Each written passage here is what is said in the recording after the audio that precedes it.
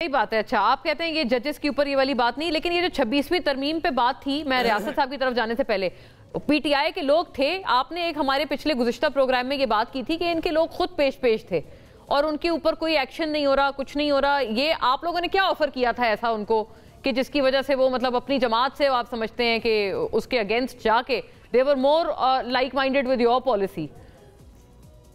क्या आपने उनको क्या कहते हैं, गिदड़ सिंगी इस स्लैंग में बोलते हैं? हमने ऑफर किसी को कुछ भी नहीं किया था। हमने ऑफर किसी को कुछ नहीं किया था और ना हम ऑफर करना चाहते थे। लेकिन ऑफ कोर्स जिसको समझ आई कि यार ये I want to be in the right side of the history, इस पूरे मामलात को देखते हुए उन्होंने चूज किया। जो मतलब ये कोई किसी ब्रूट फोर्स से नहीं हुआ। मुझे बताएं कि ये तमाम तर वो लोग हैं जिन्होंने वोट दिया आईनी तरमीम में, जो आज़ाद थे, जिनको मतलब मुबारक ज़ेब की अगर बात करें, उसको तो बेचारे को टिकट भी नहीं दिया। जी वो तो हाँ, चले हाँ, फिर उसने आके लेकिन उसको बाद में फिर पीटीआई में शामिल कर लिया। बाकी दीगर जो लोग हैं उन्होंने भी किसी पार्टी को ज्वाइन नहीं किया था ना। बाकी दीगर लोग जो हैं वो उन्होंने भी किसी पार्टी को ज्वाइन नहीं किया था। बाकी जो नाम है 4-5 नाम है, आप उसको देख लें।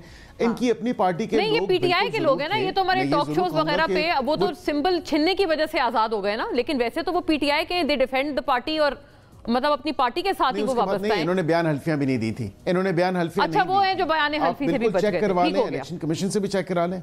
हाँ तो सही है, लेकिन वो ये कि हमारे बुक्स में मतलब हम मीडिया के बुक्स में वो पीटीआई के लोग हैं।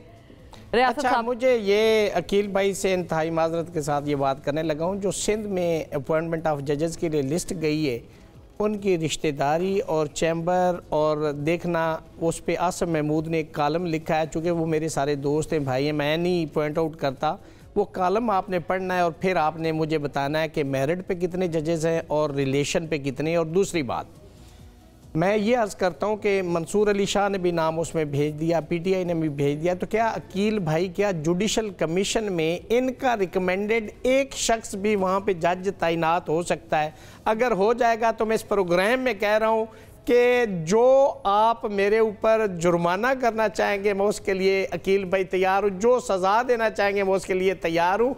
नाम भेजने से नहीं होगा। बात यह कि जिस जुडिशल कमीशन ने तैनात करना है वहाँ पे कितनी मेजॉरिटी। अब मैं समझता हूँ कि एक वक्त था जब जाले जजेस के हवाले से एक जजमेंट आई थी, जब prime minister with consultation of जो चीफ जस्टिस होता था जजेस लगाते थे, फिर उस पर एक जजमेंट आई कि क्या वो कंसल्टेशन मीनिंगफुल होगी, बाइंडिंग होगी, नहीं होगी। उसके बाद फिर 18वीं तरमीम आई, फिर ये जुडिशल कमीशन आया, तो उस वक्त ऐसे भी जजेस लगाए गए थे जिनके ऊपर अपने सियासी केसेस थे और एक तरफ वो कोर्ट कर रहे थे और दूसरी तरफ उनके केसेस में आवाज पड़ रही थी। और दूसरी बात, आज भी अगर मुझे बताएं कि अब क्या अदलिया का इस जुडिशल कमीशन के अंदर कोई 1% रोल है, सिवाय कि उस बैठक के अंदर वो बैठे और वहां से मेजॉरिटी में एग्जेक्टिव के वोट से जजेस बन जाएं और वो जजेस साहबान फॉर्मेलिटी पूरी करके उठ के आ जाएं? क्या इससे ज्यादा अगर अकील भाई उनका कोई रोल है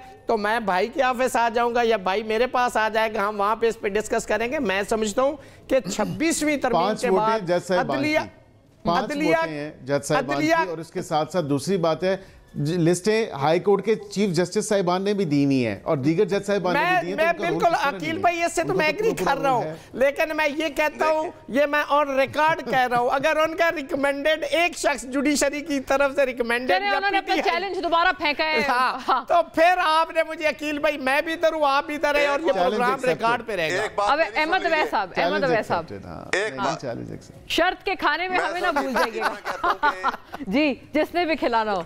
सिर्फ लिटमस एक लाइन, सिर्फ लिटमस टेस्ट जो है बिल्कुल सिंपल, कि अगर ये कहते हैं कि जज आज भी आज़ाद हैं और जुडिशरी और सुप्रीम कोर्ट आज़ाद है, हमारे अंगूठे के नीचे नहीं है, तो 12 जुलाई की जजमेंट जो है वो तो मेजॉरिटी जजमेंट क्यों नहीं इंप्लीमेंट हुई? वो कहाँ पड़ी हुई है? कहाँ पड़ी हुई है वकील साहब?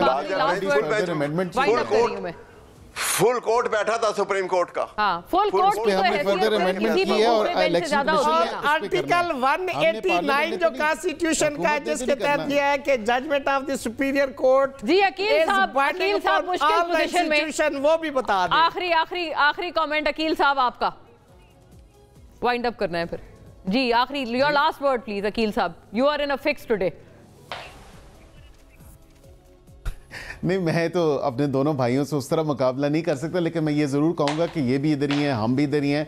12 जुलाई की जजमेंट के वेयर अबाउट्स बता दें चले आखिर में। एक आखिरी बात देखें, 12 की जजमेंट्स के वेयर अबाउट्स हैं, जजमेंट उधर ही है। हमने रीइटरेट किया, हमने बताया कि ये आपने जो इसकी तशरीह की है ना, आपके पास पार्टी है। चले आई हैव टू वाइंड, वही जजमेंट बिल्कुल खत्म है, टाइम